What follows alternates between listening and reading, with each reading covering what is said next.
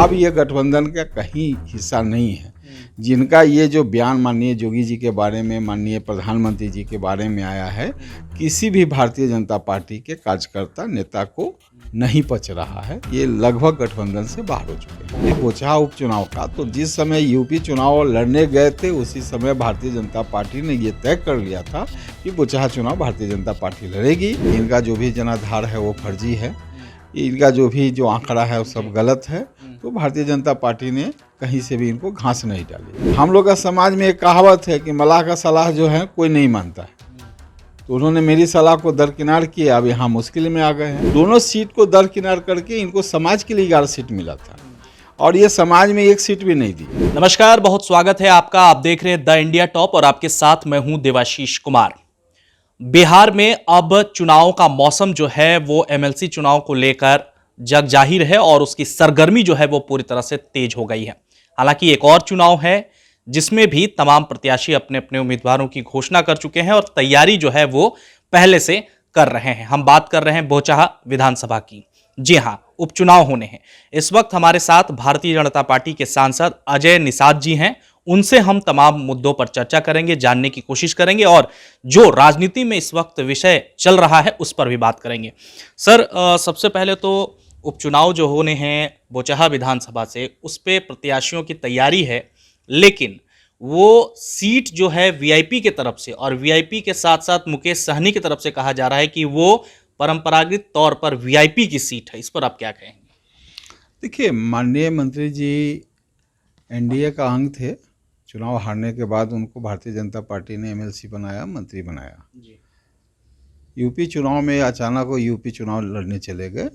मैंने उस समय में उनको रोका था कि कहीं से ये गठबंधन दल में सही नहीं है। अभी आपकी पार्टी उतनी पुरानी नहीं है और उतनी बड़ी भी नहीं है कि आप अपना सीमा विस्तार का सोचें। अगर आप यूपी में चुनाव लड़ेंगे तो आपको फिर बोचहा में चुनाव लड़ने में दिक्कत होगी। हम लोग बोचहा चुनाव लड़ने नहीं देंगे। आप यूपी से यू टर्न लीजिए और बोचहा में आइए, हम लोग सहयोग करके चुनाव जिताएंगे। लेकिन उन्होंने हम लोग की बातों को दरकिनार किया और यूपी चुनाव लड़ने चले गए। यहाँ से बड़ी तामझाम के साथ घोषणा करके गए कि हम 165 सीट पे, जो निषाद बाहुबल क्षेत्र है, उस पर हम चुनाव लड़ाएंगे। मैंने उस समय भी कहा, लोग हमसे पूछा, हम बोले कि भाई इनको 165 उम्मीदवार वहाँ नहीं मिलेगा, क्योंकि वहाँ भारतीय जनता पार्टी का गठबंधन निषाद पार्टी से हो गई थी, जिसके कद्दावर नेता डॉक्टर संजय निषाद जी हैं। उनको गठबंधन में 15 सीट भी मिला, जिसमें वो 12 जीत भी हासिल किए। तो निषाद समाज के वो पुराने नेता हैं और काफ़ी समय से निषाद समाज के बीच में काम कर रहे हैं। तो इनकी जो मंशा ये थी कि हम 5-6 महीना में वहाँ पर जो फर्जी तरीके से भीड़ जमा करके बड़े बड़े इश्तिहार दे के हम बीजेपी से कुछ ना कुछ सीट ले लेंगे। लेकिन बीजेपी समझ गई कि भाई इनका जो भी जनाधार है वो फर्जी है, इनका जो आंकड़ा है वो सब गलत है। तो भारतीय जनता पार्टी ने कहीं से भी इनको घास नहीं डाली। तो उसको नुकसान करने के लिए अपना उम्मीदवारी बोल दिए। 165 की घोषणा किए। नॉमिनेशन इनका हुआ 102 सीट पे, जिसमें 50 सीट पे इनका नामांकन ही रद्द हो गया। तो जिस पार्टी का 50 सीट का नामांकन रद्द हो जाए तो कितना सीरियस होकर चुनाव लड़ रही है, तो साफ जाहिर हो जा रहा है। उसके बाद जब चुनाव का रिजल्ट आया तो इनका तो 22 या 25 उम्मीदवार ऐसे थे जिस जमानत नहीं, उनका वोट जो है 3, हम पहले ही बोले थे कि 4 अंक में नहीं पहुंचेगा, तो 3 अंक में ही नीचे रह गए। आपने पहले भी भविष्यवाणी कर दी थी। जी, मैंने तो आगाह उनको किया था। समाज के वो भी निषाद समाज से आते हैं, हम भी निषाद समाज से आते हैं, तो सही रहना तो राय देना मेरा कर्तव्य है। लेकिन हम लोग का समाज में एक कहावत है कि मलाह का सलाह जो है कोई नहीं मानता है, तो उन्होंने मेरी सलाह को दरकिनार किया। अब यहाँ मुश्किल में आ गए हैं। जहाँ रहा बोचहा उपचुनाव का तो जिस समय यूपी चुनाव लड़ने गए थे उसी समय भारतीय जनता पार्टी ने ये तय कर लिया था कि बोचहा चुनाव भारतीय जनता पार्टी लड़ेगी। 17 तारीख से नामांकन शुरू है, 24 तारीख तक अंतिम तारीख है। इस बीच में आप देख लेंगे सारा स्थिति साफ हो जाएगी। सर, दावेदारी वो पेश कर रहे हैं। कल एक होली मिलन समारोह में वो पहुंचे तो उन्होंने कहा है कि आपके बारे में कि अमित शाह के कहने पर भारतीय जनता पार्टी में चले गए, ज्वाइन किए उसके बाद, लेकिन उनको जो है सबक जो है वो आने वाले कुछ दिन में मिल जाएगा, ये कल उन्होंने कहा है। देखिए, जब ये तेजस्वी यादव का भरी सभा में ये कहते हुए उठे कि हमारे पीठ पे खंजर भोंका गया है और भारतीय जनता पार्टी से संपर्क किए तो भारतीय जनता पार्टी का शीर्ष नेतृत्व में ये तय हुआ था कि ठीक है, आपको हम 11 सीट दे देते हैं चुनाव लड़ने के लिए। वो भी निषाद समाज को लड़ना था। बाद में ये सीट जो है अपने पैसे की लालच में इधर उधर कर दिए। 11 सीट में 2 सीट जो भारतीय जनता पार्टी का, एक जीता हुआ विधायक माननीय रामचंद्र सहनी जी थे और एक प्रत्याशी हरी सहनी जी थे जो गोरा बोराम से 4000 वोट से चुनाव हार गए थे। वो दोनों सीट को दरकिनार करके इनको समाज के लिए 11 सीट मिला था और ये समाज में 1 सीट भी नहीं दिए, निषाद समाज को 1 सीट भी नहीं दिए। ठीक है, उसके बाद जब ये तय हुआ था कि आप चुनाव लड़ लीजिए, चुनाव के 6 महीना के अंदर में आप अपनी पार्टी को भारतीय जनता पार्टी में विलय कर लेंगे। लेकिन ये तो विलय से बचना चाह रहे थे, इसी में ये अपना प्लानिंग करके चले गए यूपी चुनाव लड़ने। अब माननीय अमित शाह जी का नाम ले रहे हैं, माननीय मुख्यमंत्री का नाम ले रहे हैं, तो तिथि में तो ज़्यादा दिन नहीं है, 22 तारीख का देख रहे हैं, तो 22 तारीख तक इंतजार कर लेते हैं, सारी स्थिति स्पष्ट आ जाएगी। मुझे लगता है कि अब ये गठबंधन का कहीं हिस्सा नहीं है।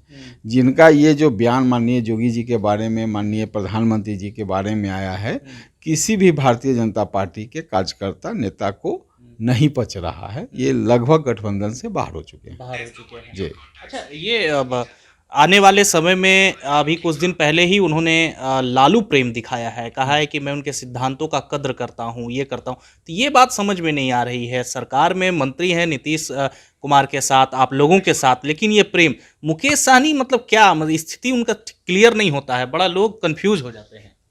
अब तो ये उन्हीं से पूछेंगे, आप तो उन्हीं से पूछेंगे। इतना तेजी में तो गिरगिट भी रंग नहीं बदलता है। जी, आप लोगों की तैयारी क्या है? और दूसरी एक बहुत अहम सवाल और बहुत बधाई भी कि आप लोगों ने बाबा वहां पर बुलडोजर आप लोग चला दिए और कई विरोधी जो हैं वो परास्त हो गए उसको लेकर के। अब आने वाले समय में बिहार में क्या तैयारी है? मैं तो शुरू से इंटरव्यू में कहता था कि 300 पार जाएंगे, लेकिन 272 या 273 पे हम लोग पहुँचे। फिर भी जो जितना जनाधार होना चाहिए उससे ज़्यादा में हम लोग हैं और काफ़ी अच्छा संख्या में, कुछ तो हमारे 2-2 लाख से भी वोट चुनाव जीत के लोग आए हैं। तो भारतीय जनता पार्टी का जनाधार वहाँ बढ़ा है और इसके सबसे बड़े बधाई के पात्र अगर है तो भारतीय जनता पार्टी का शीर्ष नेतृत्व है, उसके बाद भारतीय जनता पार्टी के कार्यकर्ता हैं। और देखिए, पूरे देश भर से लोग वहाँ पर चुनाव प्रचार में गए थे। मैं भी गया था, मैं भी 11 दिन रहा है। जिस विधानसभा की जिम्मेवारी मिली वहाँ उस जिले में 3 विधानसभा थे, तीनों हम लोग जीत के आए हैं।